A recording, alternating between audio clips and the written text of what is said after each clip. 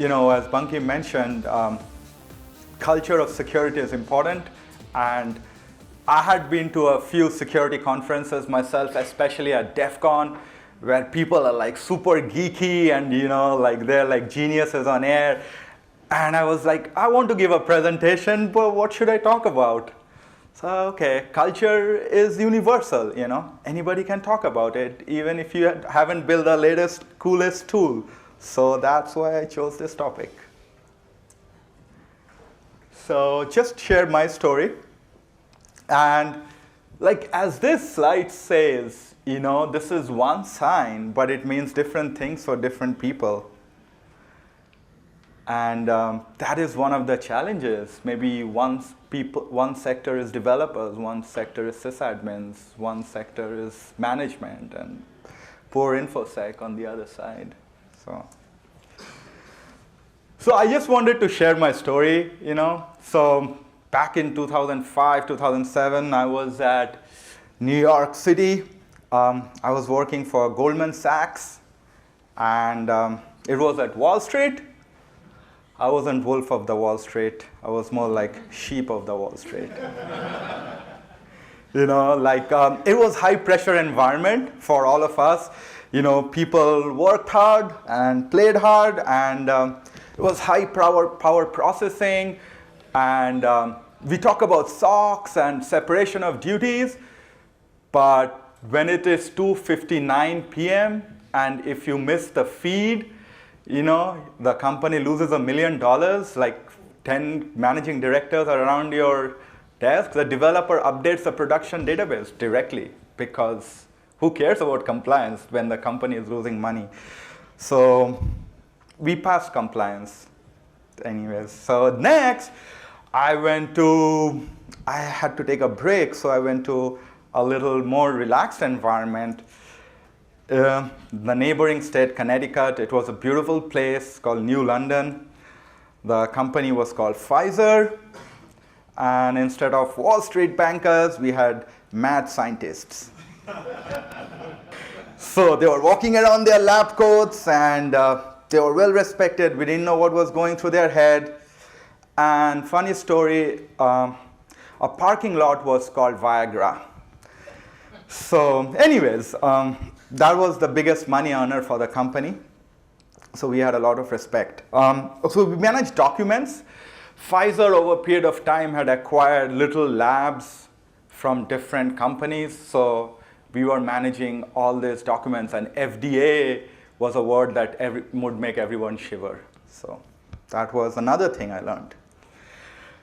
Then after that, moved to a colder place, a flatter place, snuggled away among sprawling cornfields.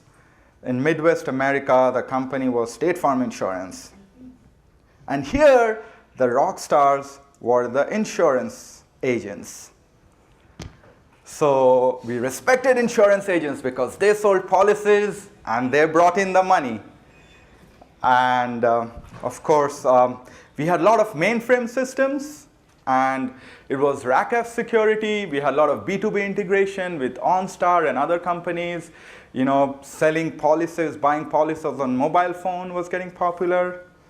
And there was the occasional, double indemnity kind of occurrences. So after that, I moved to the coolest place, 2012, Austin. The funnest place I've ever been to, And yeah, it wasn't cold.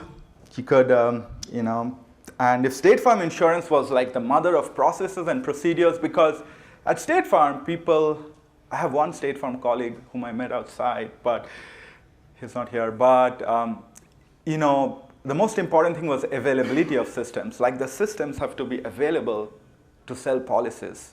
Confidentiality was not so important. But there was a lot of processes. I joined this company where processes were not that important. The game developers were the new rock stars. They would sit on their beach and, create games, open source, And you could install anything on their system, and people have lot more access. So, and if the gamers ain't happy, nobody's happy.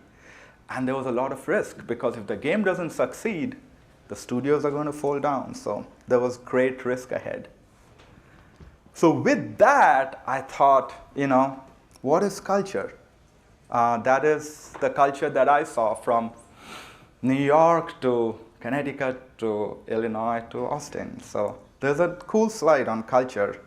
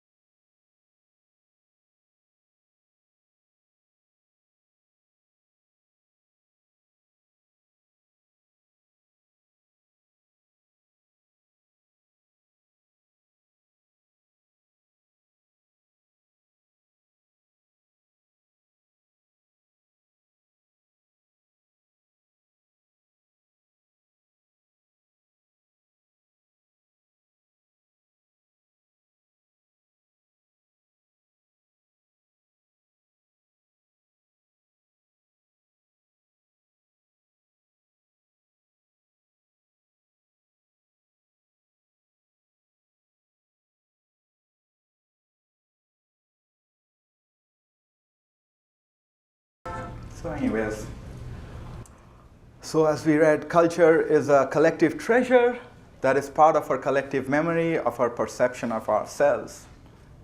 So if we have to map it to a company, what is a collective treasure? It's like the data assets. Our job titles are our perception of ourselves. If I'm the president, I own the company. If I'm a poor system analyst, probably not so much. It's the acquired pair of glasses through which we see life. And our stories are made up with our bittersweet experiences. If you are happy at work, if you are overworked, if our managers are demanding, we spend most time at work. And if we are tired at the end of the day, somebody sends us a link which says you won $1 million, or I'm your manager giving you a vacation to Hawaii. I've been working for 6 days straight. I'll probably click on that link. And so what unites us? The company mission, vision, and values, security policies, and standards. So, the more we know about the culture of others, so other departments, developers, everybody brings their own strength. It's not my way or the highway, it's your way, and I'm going to walk your way. These are the lessons that I learned the hard way. So before we proceed, let's take a quiz.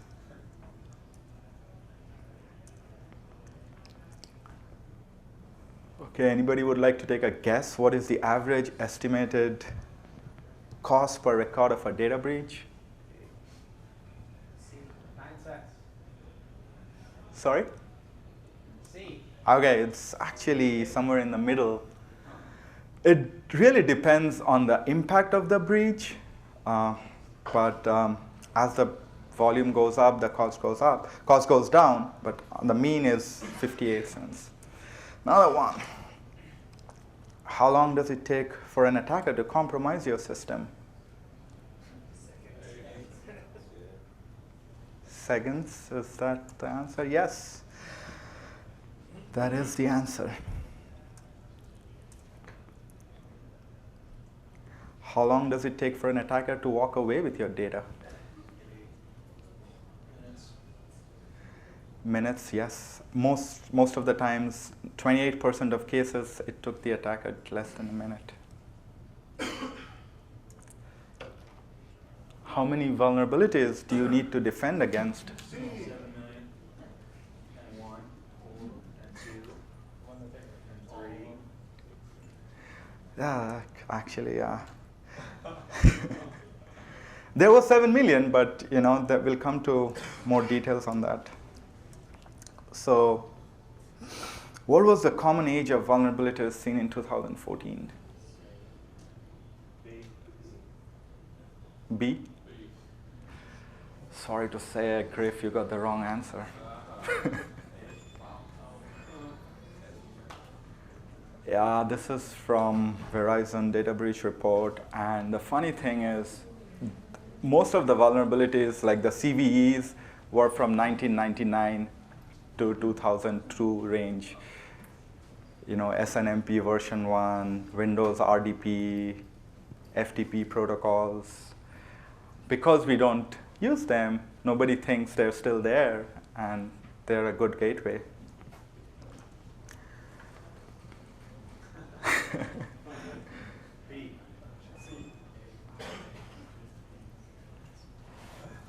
It's actually the worst that it can be.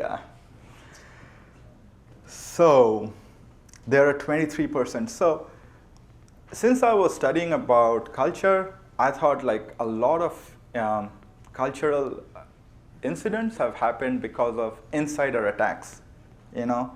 So I thought, let's say I'm an angry person in the room, like this guy, you know. I grew up in a tough culture, I'm not treated right, I decide to switch hats, it's payback time. So I look up the data breach reports to see who's succeeding. And, you know, like, we're always pointing our fingers to, you know, other places, but like, one of the fourth top one is the insider misuse. So 1 among 10 people are going to do that. So if in this room there are like 50 people, you know, maybe, I don't know, the math, 1.25. Sorry? Spank them. Yeah, spank them. So how would an insider create an attack? Insider could use phishing, because an insider is trusted, and phishing is a favorite tactic because everything said and done, the email ports are always open, you know. And the attacker, he's not really trying to get your information or my information. What is the attacker trying to do when he's sending a phishing link?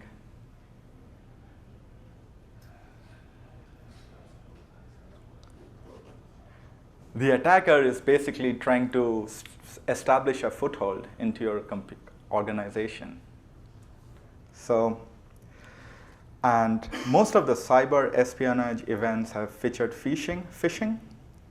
And it says like, the data showed that nearly 50% of users open emails and click on phishing links within the first 1 hour. And who are the people who are mostly targeted for phishing attacks? Not the security professional, but maybe somebody who has to open PDFs every day as a part of his job responsibility. So like the customer support people, the HR, who has to look at resumes. What can she do? She has to look at it. So what can we do in such cases?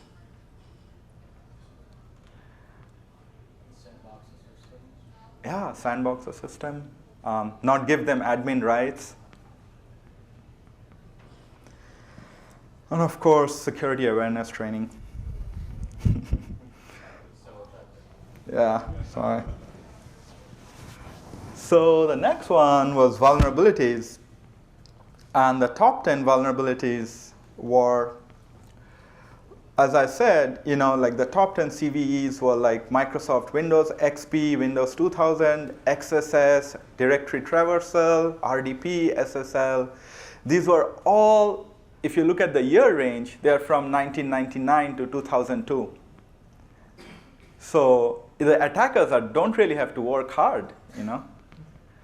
They don't have to go out and create the latest 0 day.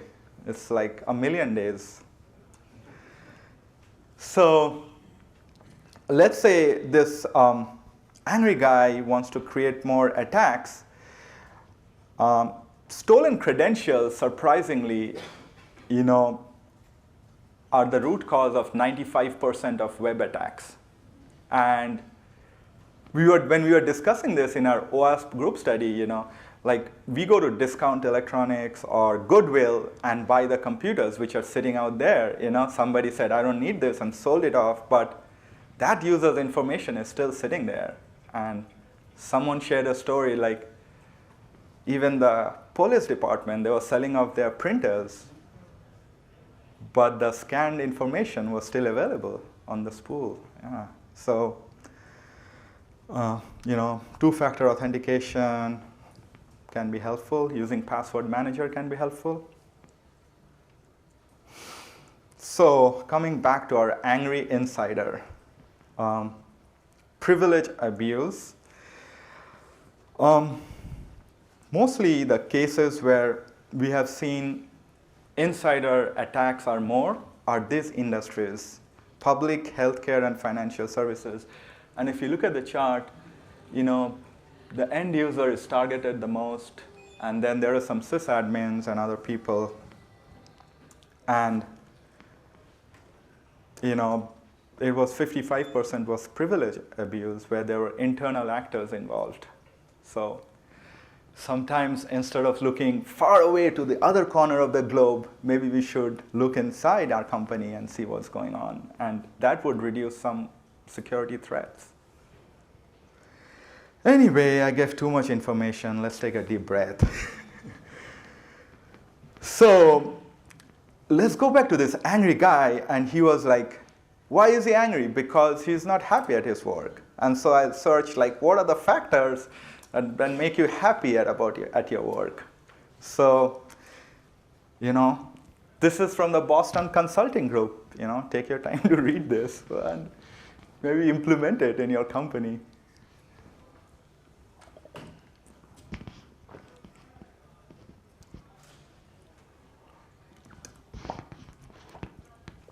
Surprisingly, appreciation for work is number 1. And salary is number 8. So how much importance are we paying to this when we are getting the latest shiny tool? So security is all about the attitude. The little guy chasing the big vendor. So these are some of the best practices that have been implemented by companies that have made these subtle changes. So one, they have made security regional. So today's world, there are global companies in all different parts of the world. Instead of you being in Peoria, Illinois, and telling people all over the world in Eastern Europe what to do, why don't you make it regional? Why don't you trust the people who speak the language to talk to the local developers there? Business continuity drills, how much of tabletop exercises do we do? Like just pen and paper. What if this blows up? What if this happens? Not enough, I think. Business training for security professionals. It's not the other way around. It's like we as security need to understand who are the rock stars in this company, who brings in the moolah. And then security awareness. The study has showed that a lot of companies trust their own security team to create the security awareness training, but somehow the message is more well received when a separate communication team is doing that, because that probably leads more credibility to the situation. And then the 5th one is really hard, because what if you don't agree with what your manager says? At the end of the day, he's doing a performance review, but sometimes we have to have the courage to stand up and say, I don't agree that you are ignoring all this 1999 to 2002 CVEs because they don't have a cool logo. So anyways, so trust but verify. And so these are some of the technical steps. The admin group in your company should not have any people in it, because that's the first place the attackers look for, the administrator group. Flash, Java, and all the rest of vulnerabilities from time immemorial. Shared admin credentials. In your company, I mean, I'm sure if you're honest here, we'll know like all the admins have the common credential through which they log in. It may be root, it may be tech, it may be admin, but that's a violation of basic security policy.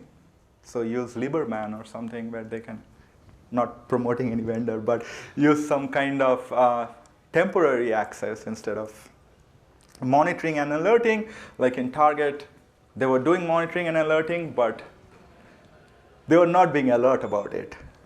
They were just monitoring. So look at the logs and take steps on it. Threat modeling, find out what the attacker is going to go for. What is the treasured jewel? What is your crown jewel in your company? What is the most precious thing in your company? It may vary from company to company. If it's a government, it's something else. And then segmentation of networks. Leave your dirty network aside. Have the clean network, and have those segments clearly defined. Have proper access control rules. So, anyways, those were the technical steps. So I thought, since I studied like what are the 6 indicators of happiness. Again, coming back to happiness. So this is really universal. So if you want to be happy, you need to fulfill all the 6 criteria. The first is health. By health, if I have to translate to the computer world, I'll say patch it, don't have CVEs. That's good health. Second is youthfulness. We have to have a youthful spirit. We'll learn more. So if I have to translate, discard your obsolete systems. Know what you need and get rid of the old stuff. Have a data classification policy. Third is good fortune. Some companies are just plain lucky. They haven't been hacked, Or maybe they have been hacked. They don't know. So you can call it good fortune, good karma, or whatever. Fourth is wisdom, Do your own periodic scans, do your audits, know where your crown jewels lie, know what the attacker will go for. These are universal criteria, so you can take it anywhere. Fifth is passion, and by passion I meant like, your manager trusts you, you get training, you can work from home, you have flexibility. It's a healthy environment to work in, not where everybody hates each other, giant egos or something. Sixth is conviction. Know what you need, deploy only what you need, and have defense in depth. Least privilege. Some of these I'm stretching a little bit. So what's the conclusion? A happy company is a secure company. A happy person is a secure person, because a happy person doesn't have any insecurities. Thank you. And that, my friend, is the culture of security. Thank you.